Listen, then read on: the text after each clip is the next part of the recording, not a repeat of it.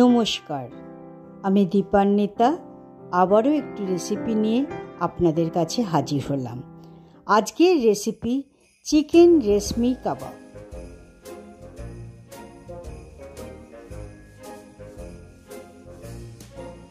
এই কাবাবটি বানাতে আমি 500 গ্রাম বোনলেস চিকেন নিয়েছি। তাতে 1 tablespoon ginger garlic paste দেওয়া হলো। এরপর 2 টিস্পুন লেবুর রস দিয়ে দিলাম, 1 টিস্পুন লবণও দিয়ে দিলাম। এবার ভালোভাবে মেখে নিয়ে এটিকে ঢাকা দিয়ে আধা ঘন্টার জন্য রেখে দেওয়া হলো। এরপর একটি বাটি নিলাম, তার উপরে ছাঁকনি নিয়ে কিছুটা টক দই ঢেলে দিলাম এবং 2-3 মিনিট অপেক্ষা করতে থাকলাম। 2-3 মিনিট পরে পুরো জলটা বেরিয়ে গেলে দই থেকে, সেই দই থেকে মোটামুটি 5 থেকে 6 চামচ টক দই আমি নিয়ে নিলাম।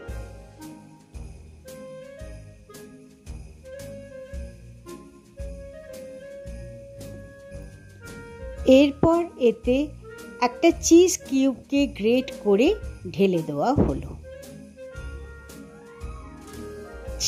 5 থেকে 6 টেবিল স্পুন ফ্রেশ ক্রিমও এতে যোগ করা হলো। এরপর চিলি সস দেওয়া হলো 2 টেবিল স্পুন।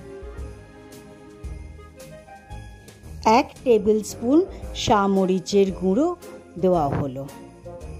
এরপর 1 টিস্পুন গ্রিন ইলাইচি পাউডারও দিলাম। গরম মশলা দেওয়া হলো 1 টিস্পুন। এরপর জায়ফল 1 টিস্পুন মতন গ্রেট করে দেওয়া হলো। নুনও দিলাম এবং সেটিকে ভালোভাবে মিশিয়ে নেওয়া হলো। এরপর এতে যোগ করলাম 1 টিস্পুন কোরিয়ান্ডার পাউডার। এটিকেও ভালোভাবে এর সাথে মিশিয়ে নেওয়া হলো।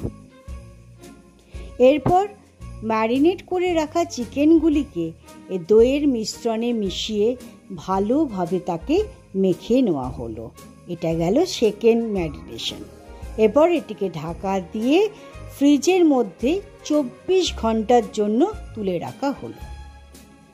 24 ঘন্টা বাদে চিকেনটাকে বার করে নিয়ে শিকের মধ্যে ফোল্ড করে গেঁথে রাখা হলো। যতগুলো ধরে ততগুলোই রাখবেন এবং 2টি চিকেনের মাঝে সামান্যতম গ্যাপ রাখতে অবশ্যই হবে। এইভাবে সমস্ত চিকেনকে তৈরি করে নেওয়া হলো।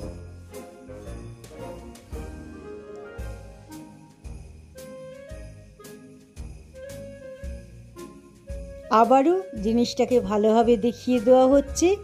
চিকেনটাকে ফোল্ড করে নিয়ে তবেই শিকের মধ্যে দেবেন, না হলে মাংস খুলে আসতে পারে।